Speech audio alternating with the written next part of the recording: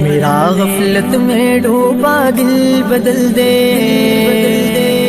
خدایا فضل فرما دل بدل دے، بدل دے۔ مجھے ایک صاحب نے کہا کہ وہ ایک مشہور صاحب ہیں، فتنہ پرست ٹائپ کی چیز ہیں وہ، انہوں نے کہا کہ مجدد الفسانی رحمہ اللہ تعالی نے یہ لکھا ہے، یا شاہ ولی اللہ رحمہ اللہ نے لکھا ہے، غالباً مجدد الفسانی نے، کہ جو حنفی عالم تھے انہوں نے یہ لکھا ہے کہ حضرت عیسیٰ علیہ السلام جب نازل ہوں گے تو فقہ حنفی کے مطابق فیصلہ کریں گے۔ اب لوگوں نے دیکھو، یہ دیکھو حنفی لوگ کیسے ہوتے ہیں، حضرت عیسیٰ کو بھی کیا بنا دیا حنفی، او ہو توبہ توبہ، حنفی ایسے ہوتے ہیں، حنفی ایسے ہوتے ہیں۔ ایک پروپیگنڈا، یہ ہے وہ پروپیگنڈا جس کا میں ابھی ذکر کر رہا تھا۔ اللہ کے بندو، جہاں ایک حنفی عالم نے یہ لکھا کہ حضرت عیسیٰ فقہ حنفی کو فالو کریں گے، وہاں رد بھی کس نے کیا ہے؟ حنفی عالم نہیں کیا ہے۔ علامہ شامی رحمہ اللہ تعالیٰ نے اس پہ لکھا ہے کہ یہ بات غلط ہے کہ حضرت عیسیٰ فقہ حنفی کو فالو کریں گے، صحیح یہ کہ وہ مجتہد ہوں گے، کہ کسی ایک مخصوص فقہ کو فالو نہیں کریں گے۔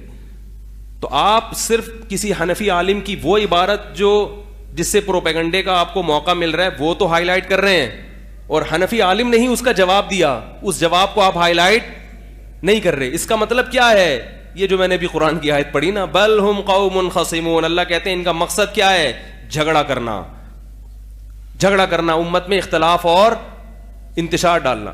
ایک صاحب نے مجھے کہا فقہ حنفی کی فلاں کتاب میں یہ مسئلہ لکھا ہوا ہے، دیکھو کتنا بیہودہ۔ میں نے کہا جس کتاب میں لکھا ہوا ہے یہ حنفی نے لکھا ہے، تو حنفی نے ہی اس پہ کیا کیا ہے؟ رد بھی کیا ہے۔ اس کے لیے ہمیں آپ کی ضرورت، بولو بھائی، نہیں ہے۔ آپ سے مشورے کی اور آپ کی رہنمائی کی، آپ کی گائیڈنس کی ہمیں ضرورت نہیں ہے، ہمارے ہی اکابر نے اس پہ رد کر چکے ہیں۔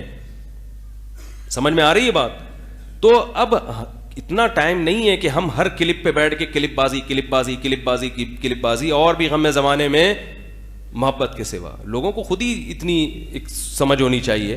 ہاں، یہ ایک سوال ہوگا کہ حضرت عیسیٰ علیہ الصلاۃ والسلام جب کسی فقہ کو فالو نہیں کریں گے تو آپ پھر کیوں کسی فقہ کو فالو کر رہے ہیں؟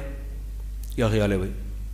ایک صاحب نے مجھے کہا حضرت عیسیٰ ابن مریم جب غیر مقلد ہوں گے تو آپ کیوں مقلد ہیں؟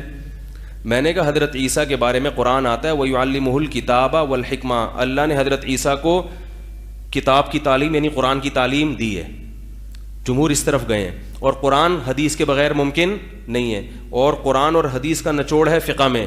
تو حضرت عیسیٰ کو تمام دینی علوم، اسلامی علوم اللہ دے کر بھیجیں گے، لہذا وہ مجتہد ہوں گے۔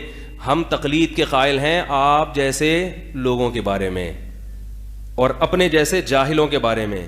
آپ کہہ سکتے ہیں اپنے آپ کو جاہل کہہ رہے ہیں، تو ہم آپ کے مقابلے میں اپنے آپ کو جاہل نہیں کہہ رہے، ہم مجتہدین کے مقابلے میں اپنے آپ کو جاہل، آپ کے مقابلے میں بہت پڑھے لکھے ہیں الحمدللہ۔ مجتہدین کے مقابلے میں ہم کیا ہیں؟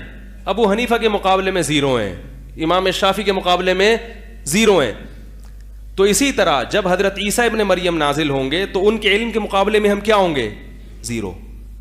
تو ہم اس وقت امام ابو حنیفہ کی تقلید چھوڑ کے کس کی تقلید شروع کر دیں گے؟ حضرت عیسیٰ کی۔ تو پہلے بھی مقلد تھے، بعد میں مقلد رہیں گے۔ پہلے ایک مجتہد کی کر رہے تھے، جب اس سے افضل آ گیا تو اس کو بولو بھائی چھوڑ دیں گے۔ مسئلہ آپ کے ساتھ ہوگا۔ اس وقت آپ نے علمی کتابی کی تقریریں شروع کر دیں اور حضرت عیسیٰ کے فتوے کی تقلید نہیں کی آپ نے، وہ بتا رہے ہیں کہ یہ جائز ہے، آپ کے میں علمی کتابی ہوں، میں کسی کو فالو بولو بھائی نہیں کرتا، تو پھر آپ کے ساتھ معاملہ کیا ہو جائے گا؟ تو اس وقت حضرت عیسیٰ جب نازل ہوں گے تو امت کو مسائل میں ان کی تقلید بولو نا کرنی پڑے گی۔ سمجھ میں آ رہی ہے بات؟ تو ہم عوام کے لیے تقلید کے علاوہ کوئی چارہ نہیں ہے۔ مجتہد کی تقلید کرے گی عوام، نہیں کرے گی تو پھر 15ویں صدی کے لوگوں کی تقلید کرنی پڑ جائے گی ان کو۔ مفتی طارق مسعود صاحب کے بیانات سننے کے لیے youtube.com/مفتی طارق مسعود کو سبسکرائب کریں، اور اگر آپ لائیو ویڈیو کو کبھی بھی مس نہیں کرنا چاہتے ہیں تو سبسکرائب کرنے کے بعد بیل آئیکن پہ کلک کرنا مت بھولیں۔ جزاک اللہ۔